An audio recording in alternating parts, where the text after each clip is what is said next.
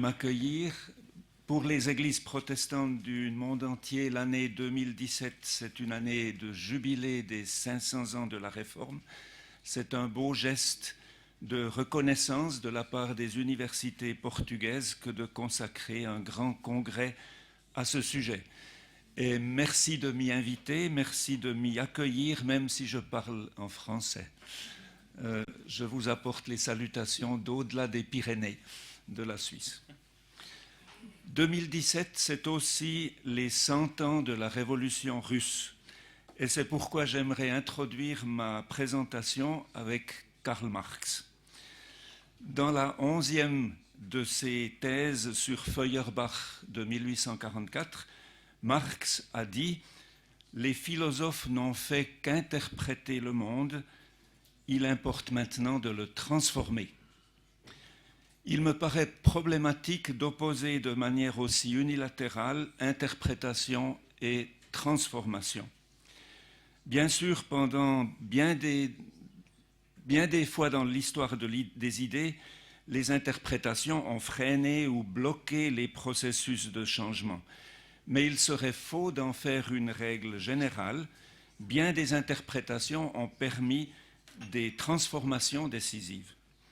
C'est ce que j'aimerais tenter d'illustrer dans la suite en montrant comment chez Luther, un combat personnel avec l'Écriture sainte a eu des implications publiques et a pu ainsi changer le monde. L'interprétation devient chez Luther transformation.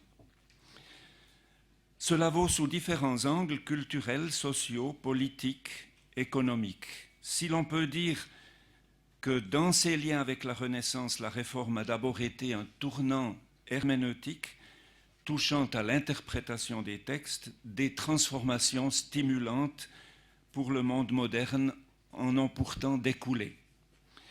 Mais Luther est-il un homme moderne, un constructeur de la modernité, comme le dit le titre de ce congrès? Sous bien des angles, Luther est encore au passage entre le Moyen-Âge et les temps modernes. Mais c'est peut-être ce qui le rend spécialement intéressant. L'auteur suisse Konrad Ferdinand Meyer l'a formulé de la manière suivante dans son poème « Les derniers jours de Hutten », je cite, « Luther sent entre les temps un abîme béant et tient en main sa Bible fermement. Dans son âme s'affrontent ce qui sera et ce qui fut, deux lutteurs enlacés, essoufflé et fourbu. » Dans ce sens, Luther, comme les autres réformateurs, est un enfant de son temps et en subit les effets. Mais simultanément, il met des choses en mouvement et donc agit sur son temps, lui fait faire de grandes avancées. La situation historique est toujours un mixte de passivité et d'activité. Dans un premier temps, j'aimerais expliciter en quoi la Réforme a été une découverte herméneutique. La deuxième partie tentera de montrer quelques-unes des implications publiques issues de ce travail de lecture et d'interprétation des textes. Et je terminerai par une petite conclusion sur l'herméneutique publique. Donc, première partie, la Réforme, une découverte herméneutique. Comme l'a montré Gerhard Ebeling dans ses travaux, la lutte de Luther, esquissée par Konrad Ferdinand Meyer, a été un combat de nature herméneutique. J'entends par là un combat personnel d'interprétation dans l'effort de comprendre le message que véhicule l'Écriture sainte et donc aussi avec une forte portée existentielle. Ce message devait être en prise sur sa vie de moine, ses questions, ses tourments. Simultanément, ce travail de lecture a déjà une dimension publique, puisque Luther est titulaire de la chaire Lectura in Bibliam à Wittenberg, une fonction universitaire qu'il assumera toute sa vie. Cet effort exégétique se prolonge également dans le travail de prédication. Près de 2800 prédications de Luther nous sont conservées. Et la publication, évidemment, de traités d'édification spirituelle. Lorsqu'on étudie les premiers cours de Luther consacrés aux psaumes, puis aux épîtres de Paul aux Romains, aux Galates et aux Hébreux, on peut observer une confrontation à l'herméneutique du Moyen Âge. Pour devenir transformation, l'interprétation doit elle-même d'abord se transformer. Et c'est en ce sens que dans les premières années, on voit que Luther évolue dans sa manière de lire les textes bibliques. Au départ, formé par la théologie scolastique, Luther travaille encore selon le schéma traditionnel des 4 sens de l'écriture et sur la base du texte latin de la Vulgate. Mais on peut observer comment Luther abandonne peu à peu ce modèle, trop stérile pour lui, et il se concentre de plus en plus sur le sens littéral comme le seul sens spirituel, un peu à la manière de Lefebvre d'Estaples et à d'autres humanistes de la Renaissance. Il lie ce sens littéral au sens moral qu'il réinterprète dans une perspective existentielle. C'est ce que la parole de l'Écriture effectue en l'être humain qui est en train de la lire. En même temps, sous l'influence de la Renaissance, Luther s'intéresse de plus en plus aux langues. Je cite, « Les langues sont le fourreau dans lequel est rangée la lame de l'esprit ». Très belle phrase. Derrière le texte latin, Luther s'intéresse à l'hébreu pour les psaumes et au grec pour les épîtres de Paul.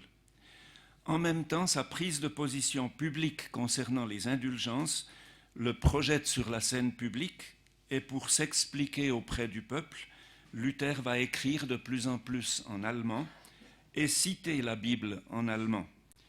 De ce double intérêt pour les langues, en amont vers les langues anciennes, l'hébreu, le grec, et en aval vers la langue vernaculaire de ses contemporains, de ce double intérêt va naître le grand projet innovateur d'une Bible traduite en allemand sur la base des textes hébreux et grecs. Cet ouvrage auquel Luther travaille d'abord seul pour le Nouveau Testament, puis en équipe pour l'Ancien Testament, prendra du temps.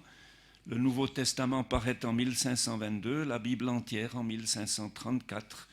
Grâce à l'imprimerie, cette Bible connaîtra un succès énorme à travers toute l'Europe. Peu avant de mourir, Luther a condensé l'essentiel de ce qu'il découvre dans la Bible dans un récit autobiographique. Il s'agit de ce qu'on appelle plus tard le Turmerlebnis, l'événement de la tour en référence à la cellule dans le couvent de Wittenberg. Luther bute sur le passage de Romains 1, 17 qui dit qu'en l'Évangile s'est révélée la justice de Dieu par la foi et pour la foi, comme il est écrit, le juste par la foi vivra. Comprenant le terme de justice de Dieu au sens d'une justice active, par laquelle Dieu est juste, exige la justice et punit les injustes, Luther dira « Je haïssais ce terme de justice ». Pourtant, il ne cède pas et il continue d'interroger ce passage et vient alors comme une conversion du regard sur ce texte, jusqu'à ce qu'enfin, je cite, « Dieu ayant pitié, et alors que je méditais jours et nuits, je remarquais l'enchaînement des mots, c'est par la foi que le juste vit, et cette justice révélée en l'Évangile est donc une justice par et pour la foi, une justice passive que Dieu nous donne en nous accueillant tels que nous sommes. » Cette découverte de la justice par la foi seule, sola fide, conduit à une expérience de grande libération. Je me sentis un homme né de nouveau, et après l'avoir haï, Luther exalte maintenant ce terme infiniment doux de justice de Dieu. Et Luther conclut ce petit récit en disant « Ainsi, ce passage de Paul fut vraiment pour moi la porte du paradis. » Ce texte ouvre donc l'accès à une liberté qui transforme, une liberté qui change celui qui lit, et c'est ce mouvement de libération qui portera tout le mouvement de la Réforme. Il est donc très significatif que le point culminant chez le jeune Luther, alors même que le procès en hérésie est en train de conduire à une excommunication, C'est le petit traité de la liberté du chrétien, écrit comme un dernier effort de convaincre le pape Léon X du bien fondé de sa théologie. La justification par la foi seule libère l'être humain de soi-même pour un amour désintéressé du prochain et du monde. La liberté par la foi est un service par l'amour. C'est là la transformation d'abord existentielle de celui qui lit l'Écriture et qui découvre la parole de Dieu qui en jaillit. Et c'est sous le signe de cette transformation que vont s'inscrire les effets publics de l'herméneutique luthérienne comme autant de concrétisation plus ou moins risquée de cette liberté chrétienne. Donc l'herméneutique s'est transformée, le lecteur est transformé, et maintenant sa fonction publique se trouve transformée. C'est ma deuxième partie, implication publique d'une nouvelle lecture de la Bible. Alors qu'aujourd'hui, en matière de religion, on sépare souvent la sphère privée et la sphère publique, Luther souligne qu'une personne chrétienne est toujours aussi une personne publique. Dans sa conscience, le chrétien vit en même temps devant Dieu, coram Deo, et devant le monde, coram mundo. C'est pourquoi la liberté reçue de l'Évangile doit aussi se vivre dans la vie croyante. Et j'aimerais développer ce point en 5 éléments, 5 exemples de ces effets publics de la liberté chrétienne. Premier point, l'insistance sur la lecture de la Bible a eu un énorme impact sur la culture et la société. Cela se manifeste en particulier dans le souci de rendre la Bible accessible aux croyantes et aux croyants. La traduction allemande de la Bible contribuera de manière créative à l'unification de la langue allemande moderne. Cette dernière est inconcevable sans la Bible de Luther, et cette dernière est donc un véritable phénomène culturel. Il en va de même pour la Bible en français avec Lefebvre d'Estaples et Olivetan, ou encore en anglais avec William Tyndale, et je crois savoir que la première traduction portugaise de la Bible a eu une influence aussi sur la langue portugaise. Mais c'est surtout une libération du lecteur à l'égard du contrôle magistériel de la lecture de l'Écriture. La Bible n'est plus l'affaire du pape et des clercs, mais de toutes les croyantes et de tous les croyants. Et cette libération-là a un impact important sur la vie chrétienne. Deuxième point qui en découle directement, il en résulte pour Luther le souci de la pratique sociale de la lecture. Toutes et tous doivent être autorisés à lire la Bible. Et il faut donc aussi que toutes et tous apprennent à lire et à écrire. C'est pourquoi très tôt, Luther s'engage en faveur de la création d'écoles. Il exhorte les princes et les magistrats à ouvrir des écoles pour tous les enfants, pour les garçons autant que pour les filles, les deux. Et il exhorte ensuite les parents à envoyer leurs enfants à l'école plutôt que de les utiliser pour le travail à la maison. Ainsi, sur la base de l'Écriture, Luther contribue à une démocratisation de l'école et donc aussi à une démocratisation de la transmission des savoirs. Il en résulte un troisième élément. L'accent mis par Luther sur la liberté le conduit à souligner la responsabilité des croyantes et des croyants dans le monde, dans la société. Luther conteste le bien fondé du retrait au couvent, prôné dans le catholicisme médiéval comme la plus haute forme de vie croyante.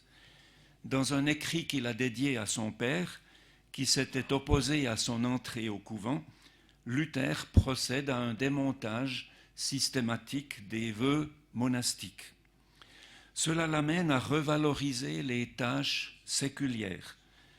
Est vraiment chrétien celui qui assume ses fonctions dans la société. Comme il était très répandu de placer les filles au couvent dès le plus jeune âge, sa femme par exemple placé à 6 ans déjà dans le couvent, Luther s'efforcera également de revaloriser le rôle social de la femme, comme épouse et comme mère de famille.